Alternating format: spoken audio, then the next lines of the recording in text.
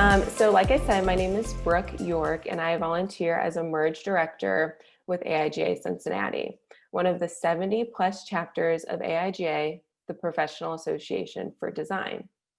This week, we have an amazing lineup of events that focus on our theme of culture in its many forms, including our opening night event, The Three Ions of Design by Mike Nichols of Umber, and our keynote event on Friday night, Design for Liberation by Teresa Moses, who is the creative director at Blackbird Revolt, a social justice-based design studio in Minnesota.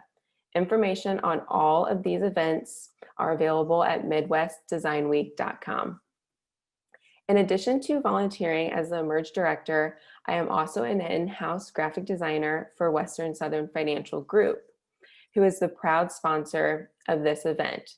Thank you to all of our sponsors for Midwest Design Week this year. If you are not familiar with Emerge, it is a series of experiences tailored to help emerging designers, those with 0 to 5 years of experience, hone their skills, discover their talents, and grow in their careers. 3 years ago, I was in the same seat as several of you, looking for a job in the industry and trying to figure out what to do after college. That is why I turned to AIGA and attended a handful of events and portfolio reviews.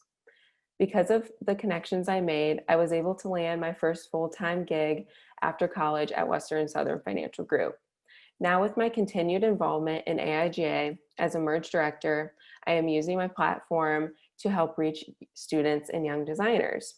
Please feel free to reach out to me in our Midwest Design Week Slack environment about any questions you may have. Now, I am so excited to introduce the first speaker of Midwest Design Week, Shantanu Suman. Born in a small industrial city in India, Shantanu currently works as assistant professor of visual communications at Ball State University. This is where I had the pleasure of meeting Shantanu and studied under him for my senior year. Shantanu is an educator, art director, and graphic designer with a keen interest in Hindi typography design. Before getting his MFA from the University of Florida, Shantanu worked in the Indian advertising agency or industry for several years and won multiple awards, including Can Print Silver Lion, DNADN Book, Clio Bronze, and Asia Pacific Ad Fest. In 2012, he collaborated with friends to make Horn Please, a documentary film that narrates the story of Indian truck art. Please join me in virtually welcoming Shantanu.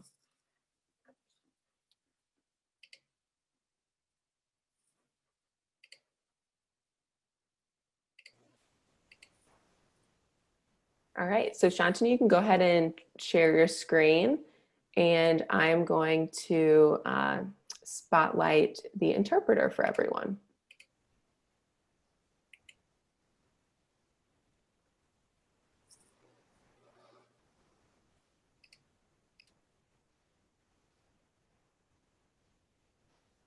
Does this look okay? Looks great. Okay.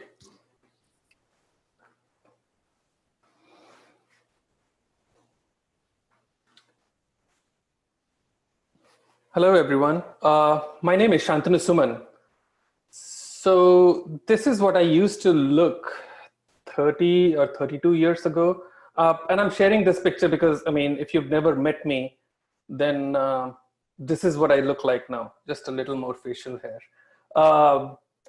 So I'm a graphic designer and an art director from India, currently living and working at Ball State University as an assistant professor of art. When I was initially invited as a speaker for the AIGA Midwest Design Week and asked to talk about my passion projects, my first reaction was, yeah, of course. I mean, I can do this in my sleep. But the more I started thinking about what a passion project truly means and how I feel about it, the more complicated it got in my mind. A passion project, I mean, it's a side gig or a creative outlet outside our regular jobs. This is usually a chance to channel some of our personal interests into creating a product or a service. And I'm sure a lot of you have either heard or read about someone's experience about having a passion project and how it led to more and sometimes better opportunities for them. or the fact that now they have an additional source of income because of their passion project. But what do you do when most of your career has been a passion project? And in my case, this has been a career of hardships as well as privilege. I don't want to use the word privilege lightly here. I mean, certainly not right now, considering the ongoing discussions in America about understanding privilege. But I still wanted to talk about my career as a passion project and the privilege associated with it. So I started reading more and discussing about it with my wife, who is an American citizen, my friends in America, as well as my students at Ball State University. I really want to learn more about the similarities and differences in the Indian and American culture with respect to privilege. This is an ongoing process, and I certainly hope to continue having more discussions on this topic. So during my research, I read about a theory in the American culture that resonates with my own story of personal growth. It's called the bootstrap theory. And according to it, people pull themselves up to a better position in life by their own bootstraps. That is personal initiative and drive. The story of how I have been able to build my career so far has definitely been that of hard work. So it wasn't a surprise when I thought of my own achievements based on personal efforts as well. So let's take a look here. Born and raised in a small town in India, studied science in an English medium school until the 12th grade. I was the only student in a class of 35 to talk about a design career. I studied graphic design at a private design college in New Delhi. I graduated from design school at the top of my class. I worked in the Indian advertising industry for 7 years. In 2009, I applied for graduate school in the US. As a graduate student, I made a documentary film that got into several film festivals. I moved to the Blue Ridge Mountains and started a design studio. And then finally, I moved to the Midwest and started teaching at Ball State University. I am extremely proud of what I have achieved in my personal and professional life. And this is how I had seen my story for a very long time. A classic bootstrap narrative. The story of what I did, what I achieved. But more recently, I've come to realize that there's actually a bigger story surrounding it all. And that's what I want to talk about in my presentation today. And lately, there has also been a lot of discussion about checking one's own privilege. But it is a bit challenging to find some tangible resources that can help us with this process. So based on my personal life experiences, I decided to work on this presentation and go through the process of reflecting on my own privileges. Throughout this presentation, you will also see a few questions that have helped me reflect on my privilege. If you feel like it, I certainly encourage you to use some of these questions for yourself. I was born and raised in a small town in India. It was a small industrial town, and my father worked as an engineer before he retired in 2010. But then my parents' priority was my education. And when they were younger, my parents, they had an opportunity to move to a bigger city in India. But they sacrificed the big city life so that us kids could grow up with lesser distraction and focus on our studies.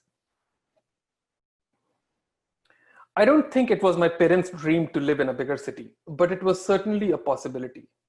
So, do you think that either your parents or whoever raised you has given up on their dreams or a dream so that you could have a better life?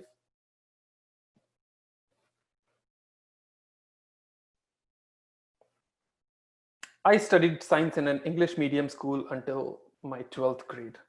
And studying science in a good private school that provided education in English medium in India was literally the best education that you could afford in the city that I grew up in.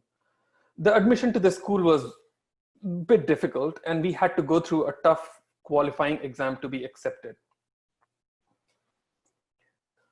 But here's the story. My father was really good at science and mathematics, So we got a lot of extra help at home.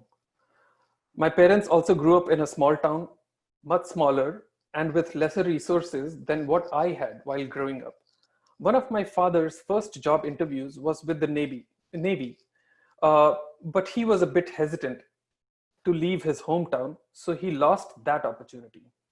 And later, he took up a job as an engineer at a steel manufacturing plant and then worked there for about 35 years before retiring in 2010.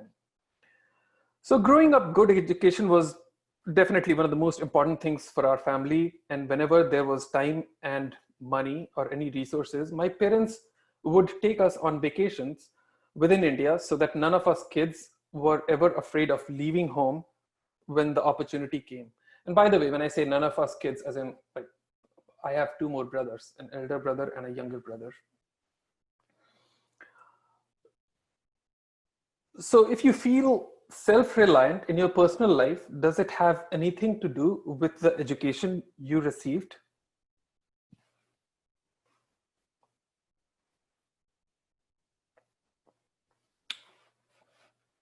I was the only student in a class of 35 to talk about a design career.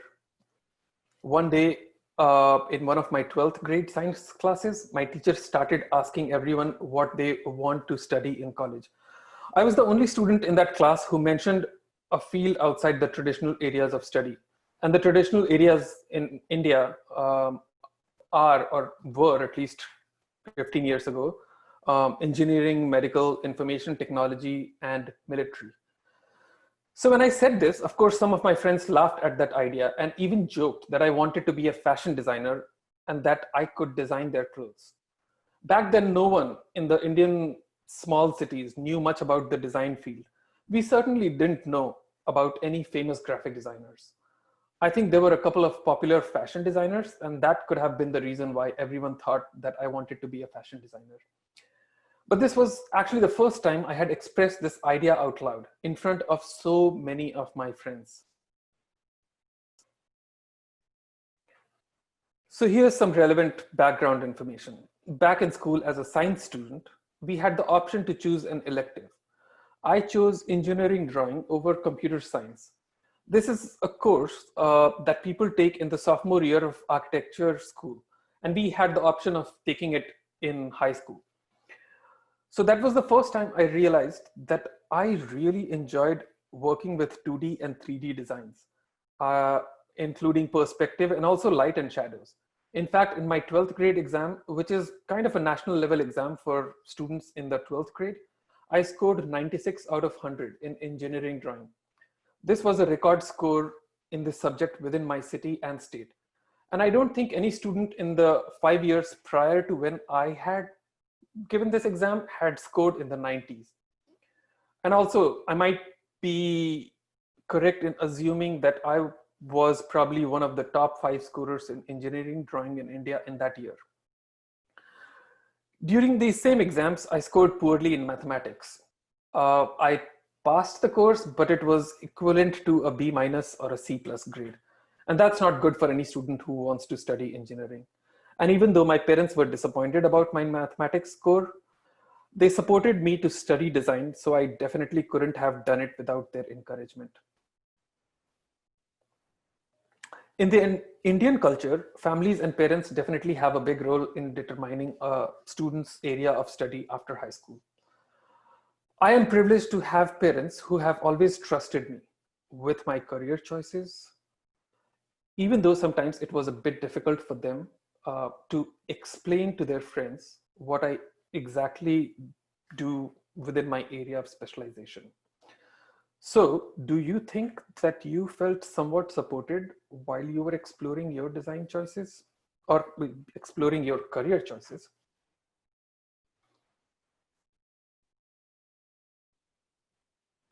I studied graphic design at a private design college in New Delhi.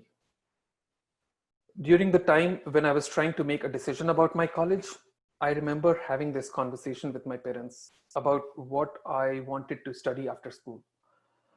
My father had worked as an engineer, but I told my parents that I wasn't too keen on studying engineering. Uh, we had decided that I would apply for both engineering and design and then make a decision based on my options. I applied for 2 to 3 top engineering programs in India and couldn't make it to the second round of any of those programs. I also applied to 2 design programs. One was the National Institute of Design in India, and the second was a private design school in New Delhi, APJ Institute of Design. So I was allowed to fail and then retry. I was accepted at APJ in 2000. Um, and I was the first person in my family to go to a design college. My parents paid for my tuition and some of my basic expenses during my college education. But obviously, art school was expensive and still is. And so I did extra science tutoring to 5th and 6th grade students. Thanks to my parents and the science classes I took in school, I was able to not only study design in New Delhi, but also make some extra money to afford the big city and art college expenses. During a conversation with my family one day, I found out that some of my parents' friends were of the opinion that my parents had made a bad decision by sending me to a design college. I personally was never made to feel that I needed to be best at everything I did.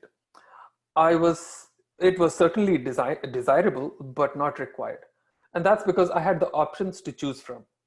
So do you also think that you have some options and that it's okay if you are not great at everything you do? And more importantly, if you feel the pressure to be the best, has this been created by people or circumstances you grew up in? Or is this a pressure you have created for yourself?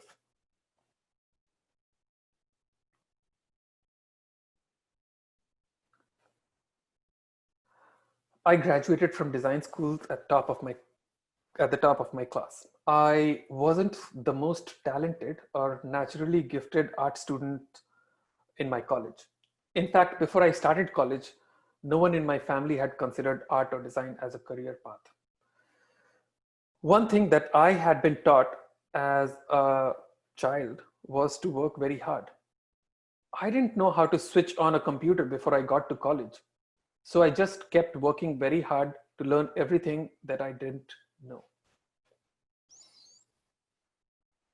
I did my design internship at Saatchi and Saatchi, New Delhi. And I didn't have an internship for over 2 months from when I was supposed to start my internship. It was during the summer break. And I'm sure a lot of you can basically like relate to that experience, like looking for an internship during a summer break. So I remember spending hours trying to call advertising agencies in 2003 and in New Delhi in order to get a meeting with the creative director.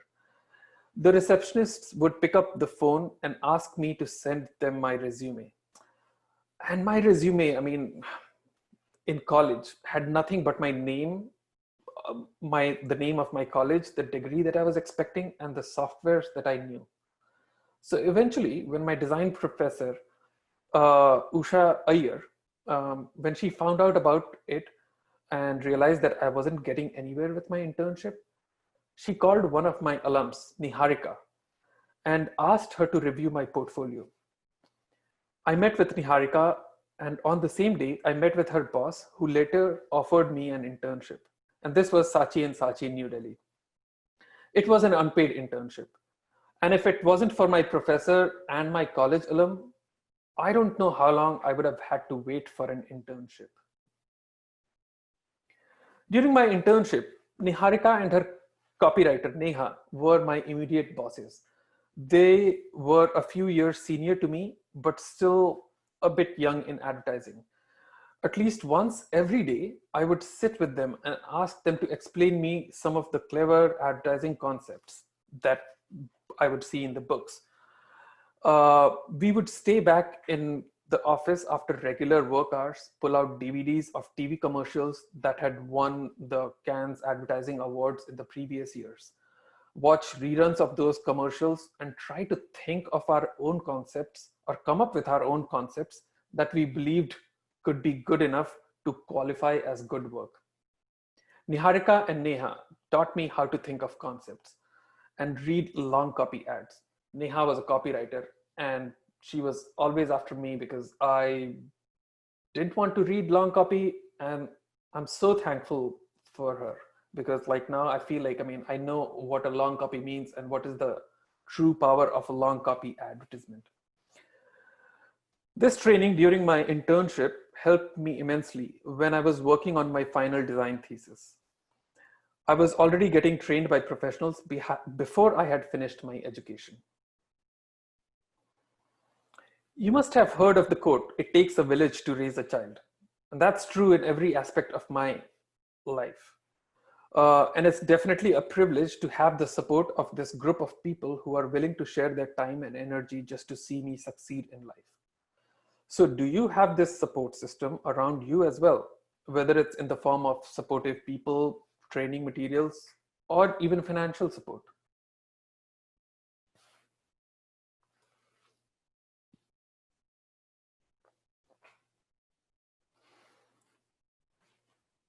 After graduating from college, I started my career in the Indian advertising industry.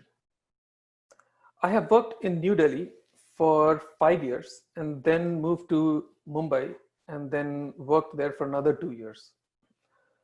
Some of the well-known advertising agencies that I worked for include Leo Burnett, Ogilvy and Mather, McCann, and Publicis. In 2009, when I decided to finally leave advertising to pursue my master's, the world was going through an economy slowdown. This was also the year when my copy partner and I won a lot of prominent advertising awards, including the Cannes Silver Lion, another Cannes nomination, Clio, Bronze, and the British D&AD.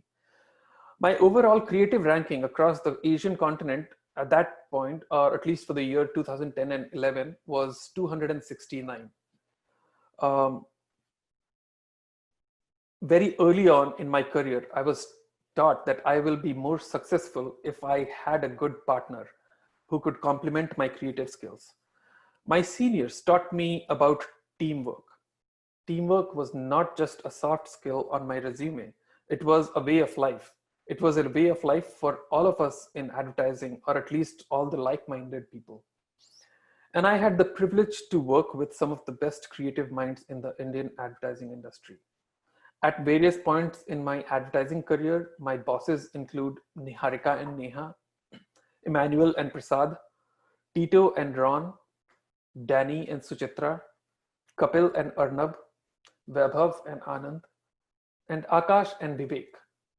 And notice how, it's always like a couple or two people working together. And these are the people who are like either very successful or people that I used to look up to. And in the 7 years that I worked in advertising, my copy partners included Bhavna Kher, Antara Aneja, Nikhil Panjwani, and Sridevi Babuji. So here what you're seeing, the spit stain graffiti, this is one of the ambient advertising projects that we did that won a lot of awards, and Nikhil was my copy partner. After I moved to the US, I have continued collaborating with Sridevi, and you will see some of the work in the following slides. And we still work on creative, as a creative team from time to time.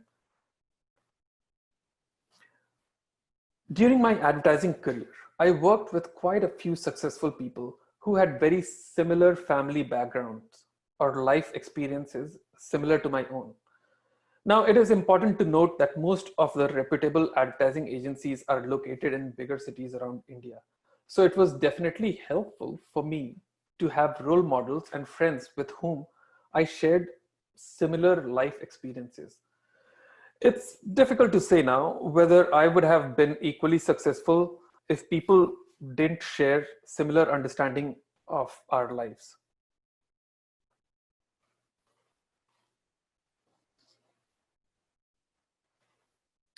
In 2009, I applied for graduate school in the US. After I received the advertising awards, I got a few job offers to become a creative director. But I realized that continuing in that direction could potentially mean getting stuck in the advertising lifestyle. And I was seeing some of my seniors for whom it wasn't as exciting anymore. I was already in Mumbai, which was the best city in India to pursue an advertising career. Most of the advertising head offices were based in Mumbai, and there was nowhere else I could go in search of better prospects within the creative industry. And just so you know, even in 2009, graphic design wasn't a big industry in India, or at least I didn't think so. A lot of advertising agencies had their own graphic design unit, but it still didn't have the same independence or exposure that we see today. And now it's much bigger and better, obviously. And during this time, one of my seniors suggested that I could pursue my master's. And it suddenly clicked that a higher education was the perfect excuse that I needed to take a break from the advertising industry. But think about the luxury to put a pause on an already successful career during an economy slowdown, just so that I could go and pursue my master's.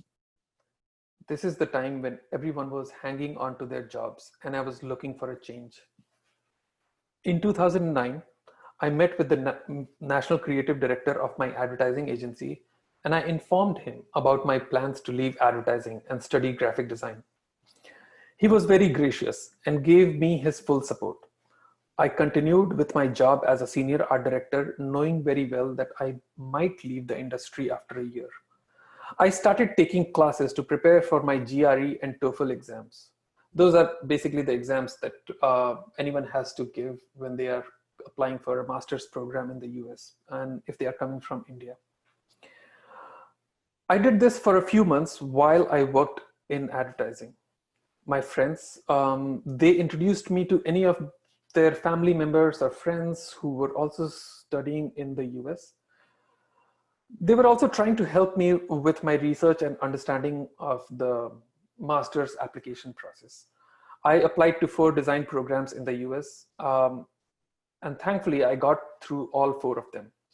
In 2010, I was accepted as a graduate student at University of Florida. Based on my application, qualification, and portfolio, I received a fellowship, which basically meant that I had a full tuition waiver and I was also getting paid to work for the university.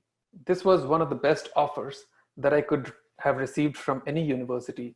In fact, I had never even imagined that a possibility like this ever existed. I was the first member from my family to leave India, not just for travel, but for studying. It was a proud and emotional moment, not just for my family, but also for my colleagues and friends. My ability to study in the US was based on multiple things, such as the support I received from my family and friends, my undergrad education, my successful advertising career and financial independence, and the amazing offer that I received from the master's program at University of Florida. I had the support system that worked for me even when my intention was to take a break from advertising career. Have you thought about your support system that is working for you?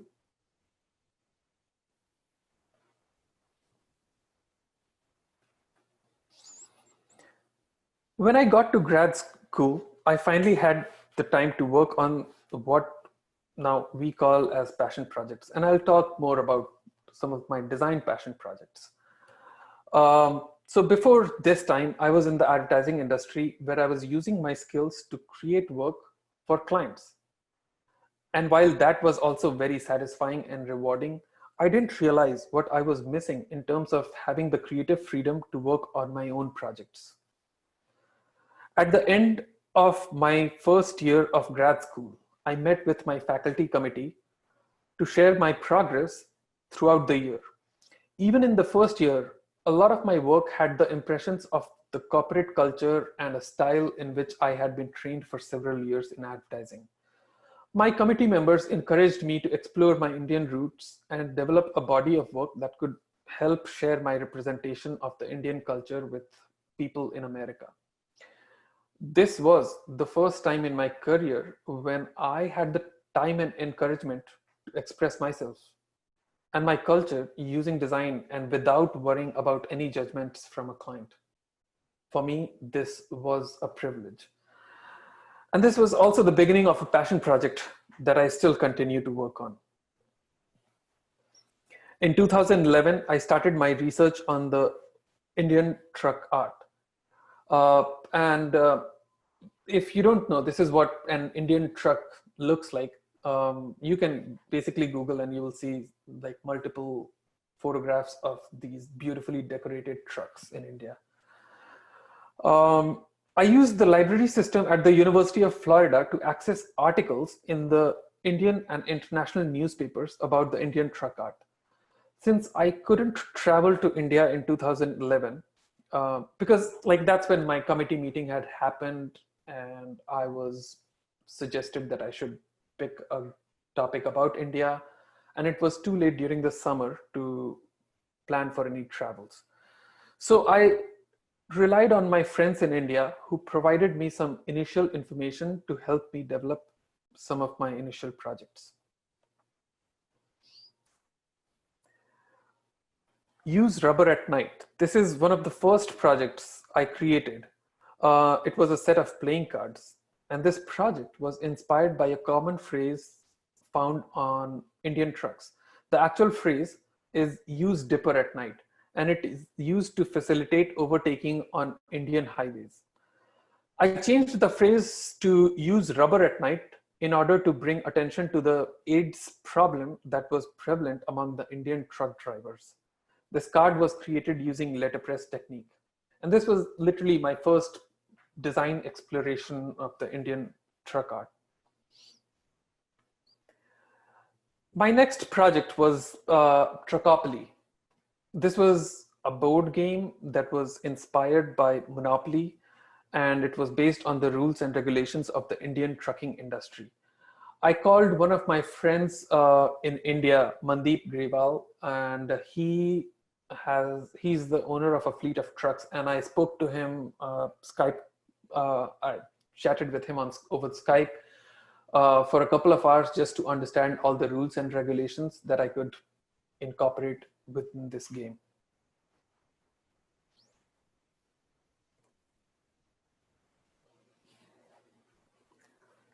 During the summer of 2012, I decided to travel back to India because I wanted to conduct my own research. I just wanted to collect information and maybe create a 10-minute video to show my research on this topic. Two of my close friends from the Indian advertising industry offered to collaborate with me and help me with the research and documentation. For 45 days, we traveled across 6 cities and interviewed 47 people. Our interviewees included truck artists, truck owners, traders, art historians, design professors, design professionals, and artists. By the end of the trip, we realized that we had enough material to make a short documentary. My friends started connecting me with some of their other friends, and by the end, we were able to form a small team of people who wanted to work on this documentary project. My team consisted of an editor, a music director, a script writer, director and co-director, and a designer.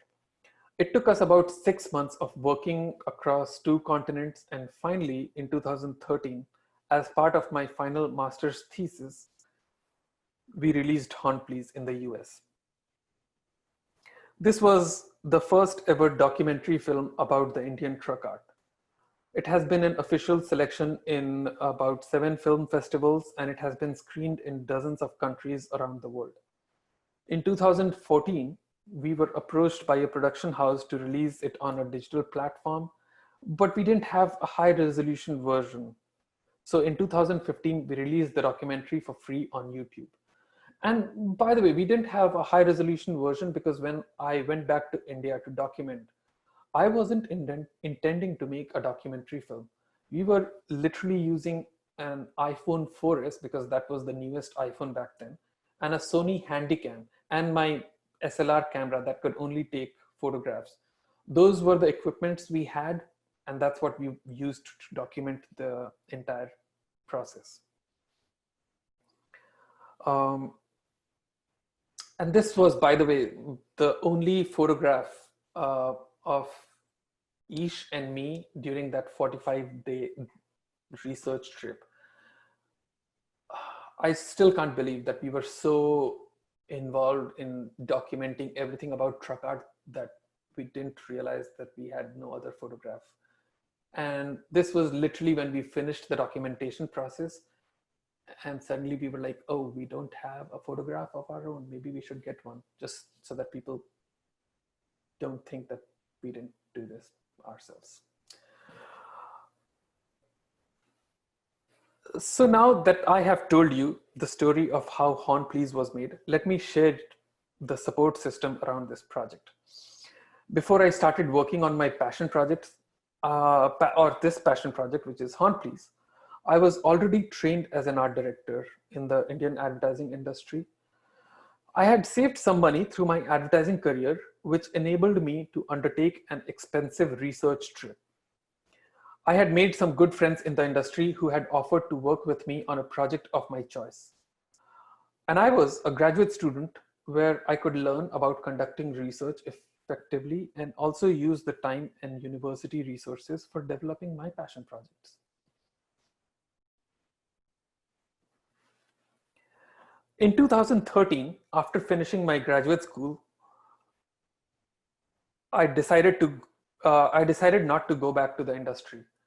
That was one of the toughest decisions, especially in my case, because as a non-resident alien, yes, that's the name that's given to an international citizen in the US. So I decided, as a non-resident alien, I needed a work visa after my student visa ended. I was looking for employment opportunities. So one thing led to another, and along with two of my closest friends from grad school, Marissa and Jorge, I co-founded Open Door Design Studio, ODDS, and moved to Asheville, North Carolina. So talking about having passion projects, one thing I'm sure anyone who has a freelance business or is working in a small design studio will agree with me. And it's that it's really difficult to have a side gig when you are a small business or when you are the business. A lot of times the passion projects take the form of a pro bono or a philanthropic work. But the problem is, how do you find the time and energy for the side gig when you have put your 100% plus some more energy into the only business that you own? I was fortunate that within ODDS, we agreed that some of my passion projects could lead to more exposure for our design studio and possibly get us some more client work. So while we worked on few pro bono projects, there is one in particular that I want to talk about today. Sri Devi and I worked with Taxi Fabric, an organization in India that was using taxi interiors in Mumbai as an exhibit space and used design for social good. Because of my popularity with the truck art project, I was invited to develop designs for the interiors of a taxi. We used the truck art theme and developed couplets about road safety. These couplets were again inspired by the truck backs in India. The project was created in collaboration with TEDx Mumbai, and the work has been featured on numerous design blogs, including an episode of a Netflix web series called The Creative Indians. During this phase, I also started pushing myself to work more with Hindi typography. I didn't know where I was going with these experiments. And when I researched, according to a 2018 data provided by the government of India, I found that less than 45% of Indian population speaks Hindi. So a big challenge of working with Hindi is that it's not a world language or a script. So business-wise, it didn't make the most sense. But that's the best part about passion projects. If you like to do it, you can and you should do it. So my experiments with Hindi continued. With the popularity of the Taxi Fabric project, ODDS received some more commissioned projects based on the Indian truck art theme. We were hired by Kohler to collaborate and create the exterior design for a solar-powered mobile restroom container. This was a part of the International Toilet Fair that was being held in New Delhi that year. The restroom technology was developed by scientists from Caltech, and the project was funded by Bill and Melinda Gates Foundation. After the Kohler project, we were contacted for another project by Wired magazine. The UK edition of the Wired magazine was planning to do a feature on Indian startups, and they contacted us to design the editorial spread introducing the article. The publication's brief was simple: hand-painted typography on a textured background created using Devanagari script. So this was like created on a plywood, all hand-painted and then later photographed. The Kohler project was published in Communication Arts Design Annual and also a publication by the Museum of Modern Art in New York. And then the Wired project won us Communication Arts Typography Annual and along with the Type Directors Club Award. And then while I was working at the design studio, at some point, Marissa and I talked about how we needed to expand the business. So basically like the discussion was either I should start exploring web design or something else. I tried web design for a while and somehow it didn't work for me. So then I refocused my energy on motion graphics. So I started teaching myself motion graphics or After Effects, and these are some of the early explorations.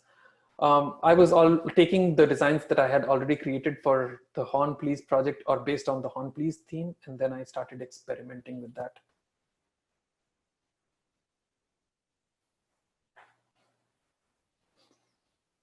I moved to the Midwest and started teaching at Ball State University. In 2016, I started working at Ball State. This was so different from anything I had ever done. For the first time in my life, I didn't feel the pressure to be a 24/7 graphic designer in order to make a living. Secondly, having a teaching job provided me the flexibility to select my clients or projects.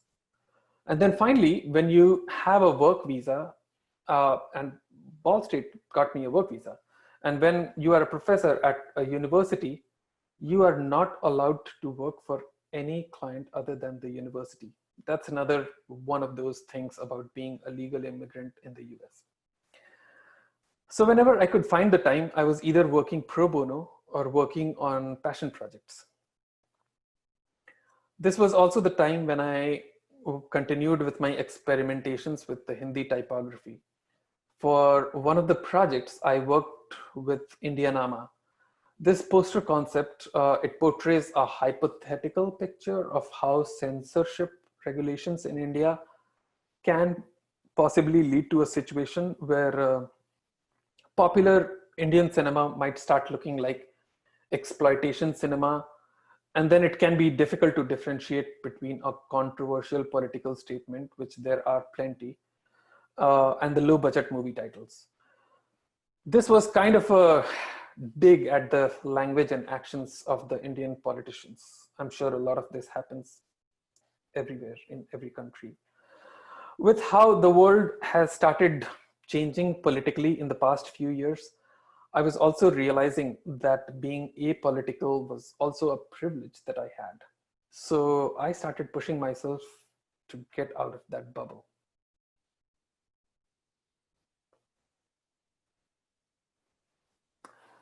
And finally, there is one project that I want to end with. This is my collaboration with Culture Shop in Mumbai. Culture Shop is a curated collective that works with Indian graphic designers and artists who live and work around the world. The curators at Culture Shop and I have been discussing about how Culture Shop can feature some of my work in their collection. And a few months ago, when the COVID pandemic hit the world, I decided to take the next steps towards this collaboration. For now, I have designed some posters. This is one of them, and a couple of mask designs or concepts that will be sold through the Culture Shop platform in the coming weeks. 20% of the proceeds from this sale of the masks will go to providing PPE kits to healthcare workers through Give India initiative.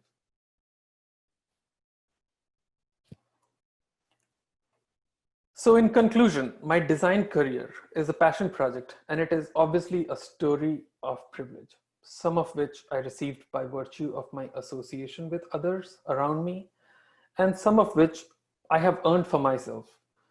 I shared two versions of my story. One version looks only at my role. The other acknowledges the support system around me. And based on my experiences and my readings and research, I also developed a set of questions that helped me acknowledge my full story, because that's the complete version. And recognizing my privilege doesn't diminish my accomplishments in any way. I also think that we need to add something more to this ongoing discussion about privilege. We need more conversations about how to use our privilege to assist those who need a better support system. Thank you.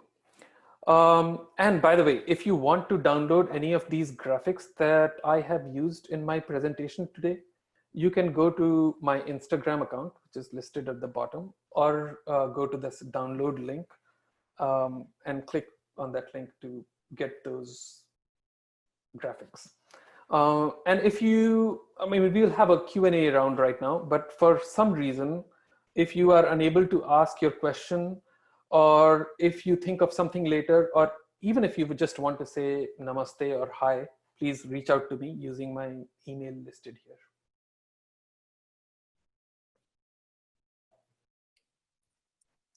Great. Thank you so much, Shantanu, for that wonderful presentation on your accomplishments and your privilege. That was wonderful.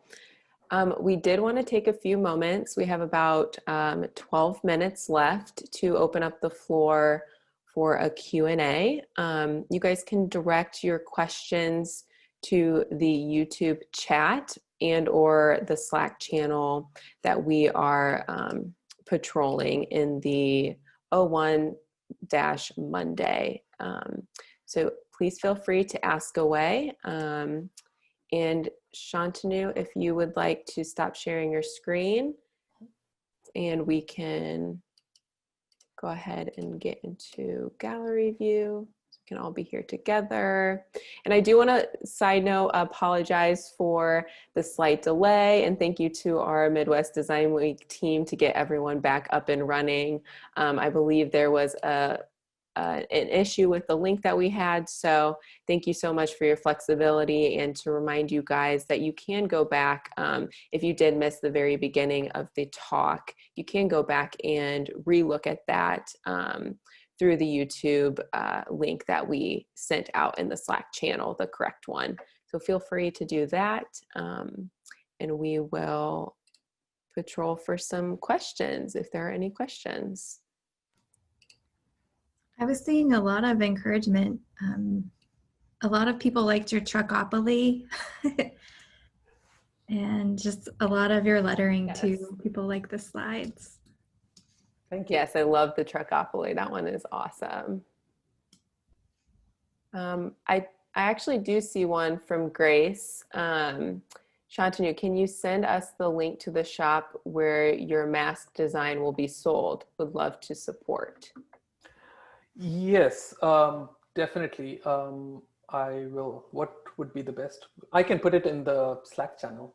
Yeah, that'd be perfect. Yeah, that would be great.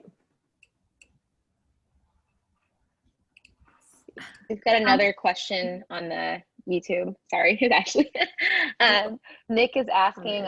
So he says, "I love all of this. How many trucks have you had the chance to work on throughout your career?" How many trucks? I don't even know. It's like thinking about how many cars are there in America. There are so many trucks. So let me put this a little bit in context. The Indian economy, the trade and commerce depends heavily on trucks. Trucks are everywhere in India. In fact, one of the problems that I had with my research trip was I was using the money that I had saved from my advertising career, and it was limited. And I had limited time to go back to India and do my research. So I couldn't travel to all the different parts of India or meet people that I wanted to. So I can't really say how many trucks I photographed or documented. I'm sure it's in hundreds, if not thousands. But I can't even possibly say how many trucks are there in India. Or yeah, they are everywhere. They are literally everywhere, and they are beautiful.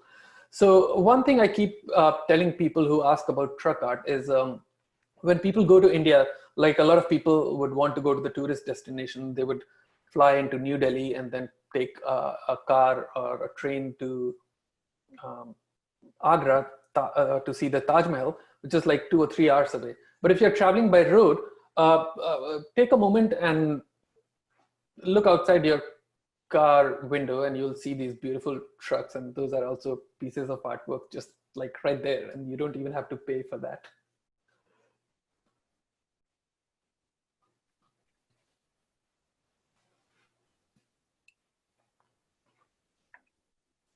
Looks like there are a few more questions now. You mentioned how you were interested in how people with privilege can help those without a support system. Do you have any ideas for how senior designers can help up and coming designers? Definitely. I mean, one thing, and I can't say that all the things that I think of are the best solutions. So I'm also looking for more solutions. So I would welcome any ideas or thoughts that people have. One thing that I consider privilege in today's time is actually time. Just time is so valuable. I remember that whenever I needed feedback, wanted to talk, I mean, when I was doing my internships, if Niharika and Neha hadn't spent their time after work sitting with me trying to explain all the concepts, I don't know what I would have done. I mean, those are literally like, those are building blocks of my career. So time is definitely one thing that I would suggest please share with your juniors. With that said, I know that whenever a young designer from India, they want to either know about what to do with their design career or how to pursue masters in America or any other country. And if they are just interested, I ask for their phone number and I try to call them personally. Because when I was doing my research, it was very difficult to find a lot of that information. And now that I've been through some of that process, I have some knowledge. So time and knowledge, I mean, that's like, I mean, you don't even have to pay for that or spend any money. So that would be a good starting point, at least. I hope I answered the question. Yeah, I think so. So our next question we've got says, Shantanu, for someone who is deciding what direction of design they want to move towards, graphic, web, etc., is there a piece of advice you could give in regards to finding our path? No, be a sponge. That's what I was. Everyone told me, just like if you are a junior designer, absorb everything that comes your way. And the problem is, for a lot of young designers, there's a lot more to absorb now. I mean, back when I was starting, and I don't want to make myself sound dated, but things change. I mean, in the design industry, every 2 years, things are changing. And it's amazing how fast things change. So try to learn as much as you can. And this is one piece of advice that I will also give about if you ever want to pursue your master's. I'm glad that I went for my master's after a few years because when I was in the industry, there were things that I was missing. So before you make any decision, like I think it's also important to know what you are missing. You will need time. I don't know if I can advise you what career path you should take because I don't even know what exists out there. I mean, all of us are in our own bubble. If you can get out of the bubble, meet more people, try more things, that's what I would suggest, at least for the first 2, 3, 4 years. And at some point, I hope it will click. One thing that I would say my senior told me when I was leaving India, and this was just like a basic thing. They said that every few years, try to teach yourself a new software. Now I think you have to do that every year because there's so much to learn. So it would be difficult for me to say what you should do. Keep an open mind, be a sponge, at least for the first few years. It will happen. It will definitely happen. It happens to everyone. And you will realize, or you will find out what you want to do. Speaking of technology, it seems that the use of Illustrator and InDesign is prominent in your work. Should schools of design focus more on Illustrator and InDesign skills than Photoshop? I think schools should focus on concepts. Software is something that will keep changing. The softwares are important, but you know what? When I started my career, I started with CorelDRAW. I taught myself Macromedia freehand. I know people who worked before me were using PageMaker. I'm using Illustrator now. Who knows what we will be learning in a few more years. Learn how to think of an idea or a concept. Software is easy. You will figure it out. Design schools are there to help you find your career path. I would not recommend. I mean, there are a lot of tutorials, Skillshare classes that you can take to learn software. So Let's go ahead and take maybe one more question, and then we can wrap up. Cool. Let's see. There's so many, so we'll definitely take a couple of the extra ones and drop them in the Slack channel so that Shantanu, you can respond to them too when you get a chance. But this kind of somewhat connects to your overall talk in general. But there's the last question that came through is, as students, we are often encouraged to stay away from working on spec work, but often the project in question is connected to a passion. At what point would you suggest a student or a young designer choose passion over pay? I wish I had a simple answer. It took me more than 7 years to realize that I could actually do passion projects. And when the premise of my talk, that passion projects are a privilege, I didn't have that privilege. I mean, I had a lot of other privileges that built to my design passion project. But the first 7 years, I was working in advertising. I was working for clients. I was doing a lot of work, and that was important. I was learning a lot of things so that when I started working on my own personal projects, I could use all that. So, I mean, my internship, I didn't get paid for it. I still did it, and I'm thankful for it. There are two sides of it. Obviously, there will be people who say that you should get paid for everything that you do. And then there are people who would say that figure out what you're getting out of that experience. Personally, I'm on the other side. I mean, sometimes money is not everything. If what you're learning from that experience is great, then that's worth more than money. When should you start your passion projects? I don't know. It's like, I mean, you will have to figure it out. First, figure out what your passion is, and then it's difficult for me to say based on everyone else's routine or work, how much time they have and how much drive they have. All the work that I do, I mean, I know that even for this presentation, I was working an hour before this presentation started because I'm really passionate about what I do. If you want to do that, you should be doing that right now. You should be doing that all your life. Great. Thank you so much, Shantanu, for answering some of those questions. And like Ashton said, we can drop the remaining questions in our Slack channel. Before we wrap up today, I did want to do another quick shout out to our event sponsor, Western and Southern Financial Group, as well as all our other sponsors.